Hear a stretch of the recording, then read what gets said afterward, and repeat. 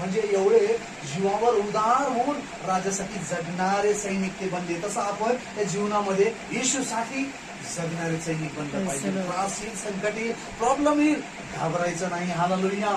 ज्याला गुहेचा अनुभव आहे ना तो कशालाच घाबरत नाही. जो गुहेमधून बाहेर येतो ना तो काय घाबरत नाही, रोगाला घाबरत नाही, बिमारीला घाबरत नाही, भूताला घाबरत नाही, कारण गुहेमध्ये त्याचा अनुभव आहे. दावीद राजाला गुहेमध्ये अनुभव आलेला आहे. पुन्हा तो कुठल्या संकटाला घाबरला नाही. गुहेमध्ये देवाच्या चरणाजवळ बसा, गुप्त ठिकाणी देवासोबत बोला आणि देव असेच लोक तुम्हाला देईल. हालेलुया.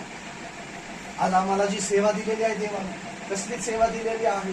जे त्रासलेले आहेत, संकटामध्ये आहेत, दिनदुबळे आहेत, गरीब आहेत, त्यांच्याकडे काहीच नाही देण्यासारखं, अशा लोकांकडे जाऊन देवानं सांगितले, बाळा तुला सेवा करायची आहे. हालेलुया. कुणाकडे श्रीमंत लोकांकडे नाही, गरीब लोक, जशी त्याची गुलाहाट वेगळी आहे, त्याचा त्याचा अनुभव वेगळा आहे. तुम्हाला दिलेल्या कृपेने, तुम्हाला दिलेलं जे दान आहे त्या हिशोबामध्ये तुम्ही जोडा. कारण जसं दावीद राजा त्रासलेला होता, दावीद राजा कर्जबाजारी झालेला होता, भटकत होता गुहेमध्ये, आणि तसलेच लोक 400 लोक त्याला भेटले.